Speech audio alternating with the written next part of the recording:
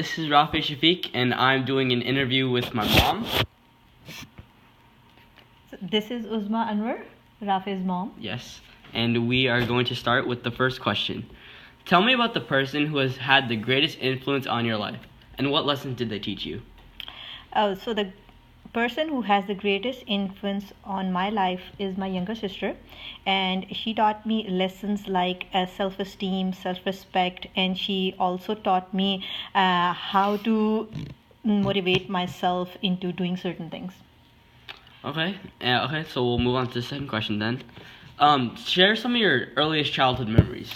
So earliest childhood memories is growing up in Pakistan. It was when we went to school when we were young, like even in elementary school. I still remember that for not doing our homework or for getting a bad grade in our test, a teacher used to beat us. Sometimes with a stick, or sometimes they would just, slap us on our faces. So that would be allowed back then? Yeah, that would be allowed because in that time, corporal punishment was pretty common in schools. No parents would ever mind that. And it was school's policy that in certain limits, teachers are allowed to hit students. Okay, and are there any other childhood memories that you have? Okay, so another childhood memory is when I was only 3 years old. One of my dad's friend bought a new scooter, and he wanted me to just go with him for a ride. And without asking my parents, I went with him. While he was driving the scooter, accidentally I put my foot on the brake. We were in a road accident. The scooter fell on the road. I got hurt. My elbows was scratched and my scalp was scratched. But instead of showing any sympathy, my parents really got mad at me, and my dad actually slapped me because he wanted to teach me a lesson that without asking your parents, you're not supposed to leave your house. Okay, and so I never got to meet my great grandparents. So can you tell me a little bit about them? Okay, so my grandparents were they were pre-partition people, means that they used to live in India when Pakistan and India was one country. They belonged to rural families. They weren't rich at all. You can say that they were poor, and they never went to college. But they were very, very I would say loving people, and we had some great memories. We used to visit on our vacations to our grandparents' house. They were very loving, very welcoming, but on the other hand, you can say that they were they were not educated at all. Okay, and tell me about where you grew up and what your childhoods were like. My childhood was in Karachi. Karachi is the most urban city of Pakistan. I went to school from kindergarten to 6th grade in Karachi, and it was we were pretty, you can say that mediocre family. We had everything that we wanted, and we went to good schools. And at that time, Pakistan did not have many English medium school, means that English were supposed to be spoken in the school, but I went to one, so that's why my English is a little bit better than many people of my age who grew up in Pakistan. So what about middle school and high school? So where did you... Oh, middle school and high school, actually we moved from one province of the Pakistan to another province. Over there, education was not that great. We went to military, like the schools that were related or that were associated with military. So that is why education wasn't that good at all. I remember that we paid like a very, very minimum fees, and students and teachers didn't come from good families. So it wasn't a very good experience until college. Okay. And are there any classic family jokes, stories, or songs you can share with me? That would be not in your language, and it's hard for me to translate. So, okay. Can we skip this question? Yeah, we can skip that question. Thank you. What are your favorite family holidays? Oh, the favorite family holiday is Eid. And even as a child, I remember that we used to buy new clothes. And in Pakistan, for girls, it was very exciting for them to go out at a night before Eid celebration and get our hands decorated with henna. So I really liked that.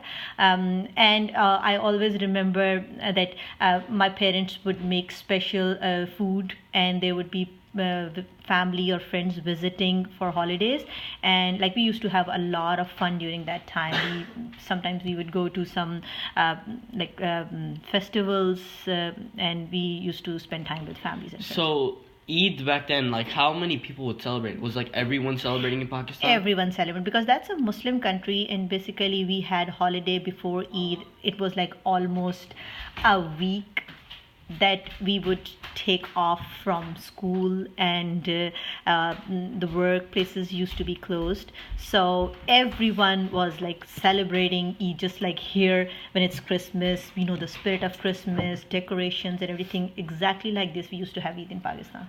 Okay, so it was like basically the Christmas of Pakistan. Yeah, Christmas of Pakistan. You can definitely relate Christmas Yeah. from here to Pakistan Eid.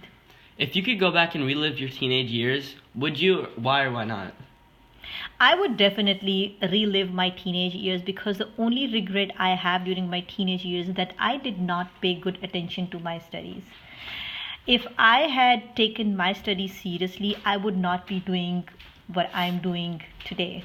I am going to college. I'm trying to finish my studies. During my teenage years, I remember I wasn't a very good student, and I regret it. So yeah, I would definitely go back and take my teenage years seriously in terms of my college and my education. And if you were to like, after you're retired or anything, would you move back to Pakistan and live with your family? Definitely, because I feel that no matter what I do, I cannot become a native American over here. There are so many things that are going around me, people engaged in hobbies and interests that I cannot relate myself to. So basically, why I'm living here is because I want to give a good future to my children.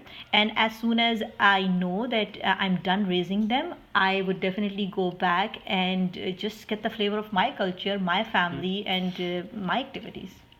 Okay, so when you were younger, what did you imagine your job would be? Like, what was your dream job? Oh,